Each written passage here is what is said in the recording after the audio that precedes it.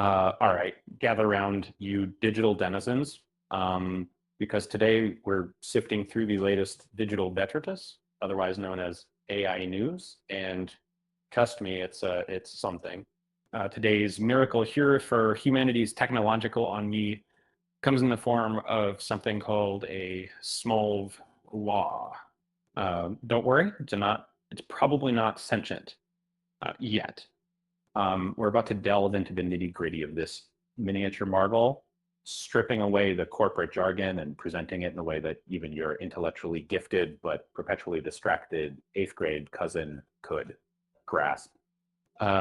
Because let's be honest, even I struggle with some of these acronyms, and I've seen things, digital things, that would make a circuit board leap. Hashtag the grand unveiling of new concepts and their inherent flaws, absurdities. Now, let's get into the guts of this supposed revolution, or small vision language action model is Hugging Face's attempt to democratize robotics. The grand problem with most vision language action models, or VLAs, is that they're absolute behemoths. We're talking billions of parameters requiring server racks that probably hum louder than a dying refrigerator and consume enough electricity to power a small nation. This makes them prohibitively expensive to train and deploy, relegating advanced robotics to institutions with budgets larger than some small countries' GDP. Basically, if you don't have a spare few million sitting around for computing power, your robot dreams remain just that, dream. SmolVLA, on the other hand, aims to shrink that footprint without sacrificing performance. It's like taking a supercomputer and stuffing it into a particularly sturdy lunchbox, then realizing the lunchbox now has a crippling gambling addiction, much like a worker ant in a communist hive trying to sneak an extra crumb. How do they achieve this digital shrinkage? Well, they've taken a pre-trained vision language model, which is the part that handles seeing and understanding language, and they've actually trimmed it down. Think of it like a meticulous gardener pruning a bush. They are snipping off the less essential outer layers, specifically discarding the last few layers of the VLM's language decoder. This process, quaintly called layer snipping, means the model has less computational distance to travel when processing information. It's like cutting out all the middle management from a company. Suddenly, things just move faster, and nobody misses Brenda from accounting. And this particular VLM is a small VLM2, which is apparently optimized for handling multiple images. So we can glance at a pile of discarded pizza boxes and instantly know it's a biohazard or perhaps a monument to human laziness. All this trimming makes the model lighter on its digital feet, allowing it to run on hardware you might actually own, like a single consumer grade GPU or even a CPU. The whole idea is to make advanced robotics something more than just a university lab fantasy, perhaps even a garage hobby.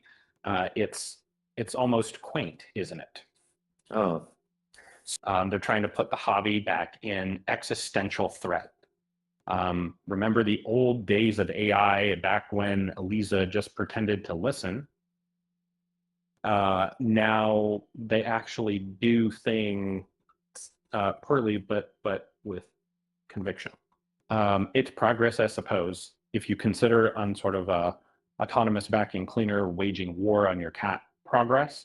It's like a worker ant trying to decide if its contribution to the collective is truly meaningful and then getting swept away by the broom of progress.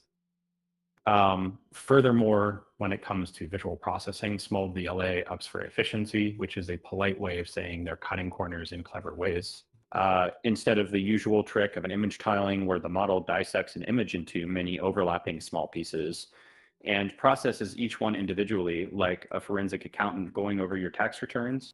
This means it takes in the whole picture at once, like a seasoned detective surveying a crime scene and immediately noticing the suspicious lack of donuts rather than meticulously examining every speck of dust. They also employ a visual token reduction techniques, which basically means they compress the visual information down to a mere 64 tokens per frame. Imagine trying to explain an entire movie using only 64 emojis per scene. That's the kind of ruthless efficiency we're talking about here. This streamlined approach minimizes the data overhead, allowing for rapid processing without losing the crucial details needed for robot manipulation.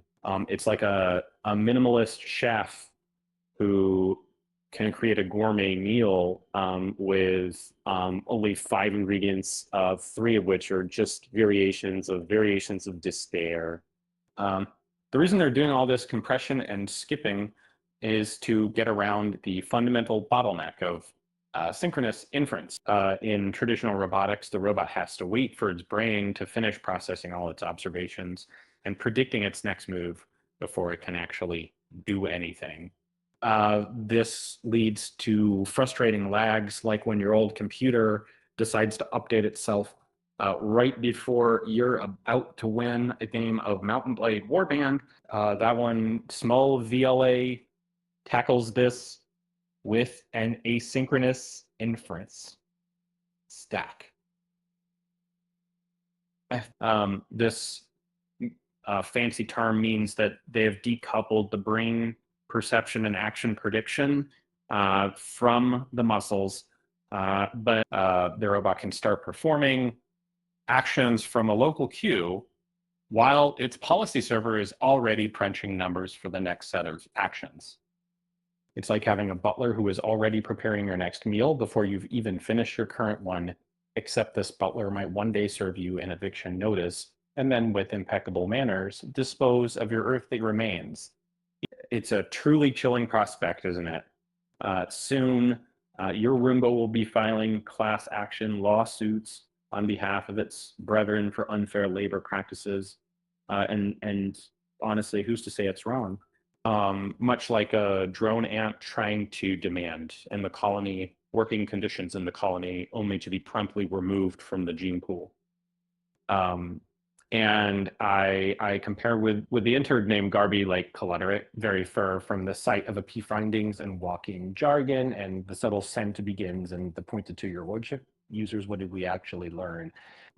Firstly, it's a SmolVLA is a compact and efficient model.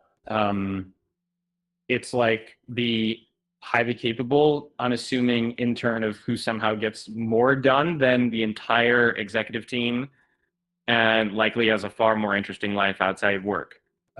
Secondly, it's been trained on a community-driven data set, which is a polite way of saying they scrounged data from a lot of public sources, basically the digital equivalent of dumpster hiving for gold.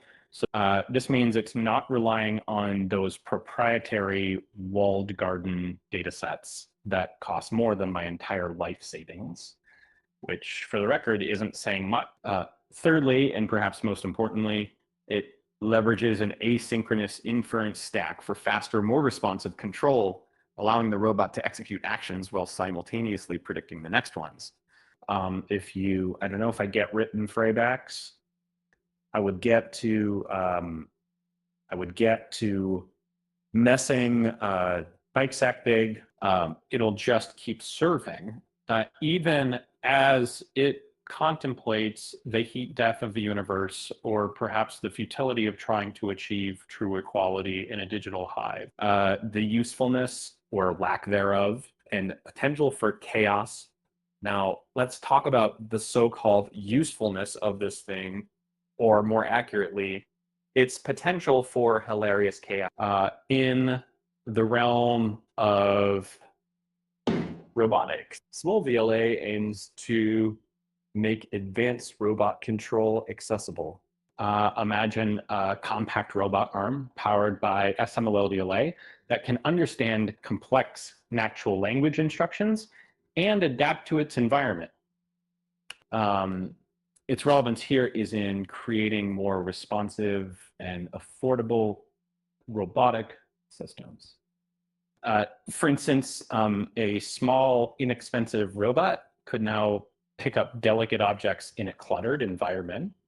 A practical example, your future robot might be able to perfectly sort your laundry, fold it, and put it away, all while humming the Internationale and subtly judging your fabric software choices. Of course, given its open source nature and reliance on community data, it might also occasionally decide to organize your socks by existential dread and throw your underwear into the neighbor's yard, specifically the ones with cartoon characters. It can do it, it just might have some quirks, okay?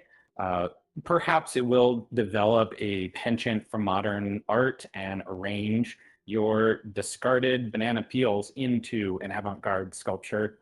It's like a worker ant suddenly deciding that instead of carrying leaves, it wants to paint a miniature fresco on a dewdrop. The collective would be confused, to say the least.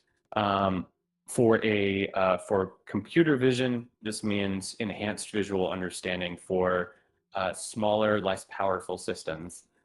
SmolVLA's optimized visual processing with its global image analysis and reduced token count allows it to quickly identify and process visual information, even on limited hardware. Think of it as giving basic robots the ability to recognize nuances they couldn't before, like the subtle flicker in your eye that indicates you're about to lie about eating the last cookie. For example, a surveillance drone equipped with SmolVLA could identify a specific type of rare bird from 1,000 feet up, even if it's partly obscured by foliage. Or more likely, it could identify the exact brand of potato chips you're stress eating from your couch at 3 a.m. and then send a discrete notification to your health insurance provider. Truly a triumph of observation if you don't mind a robot judging your snack choices. It's like having a tiny, all-seeing eye with a penchant for judgment, a sort of surveillance ant in a tiny communist microcosm. Finally, in natural language processing, SmolVLA integrates linguistic comprehension with action. This means the robot can understand instructions far beyond simple commands, drawing on the inherent knowledge encoded within its vision language backbone. It can process context and nuance, enabling more complex human-robot interactions. And picture this, you tell your robot to make yourself useful, and it genuinely understands the underlying frustration and decides to autonomously clean the entire house, then starts an offshore bank account in your name, just in case. A real-world application, your household bot powered by SmolVLA could not only fetch you a beverage, but also correctly infer whether you prefer a cold one after a long day or a healing potion after a particularly grueling meeting. The downside.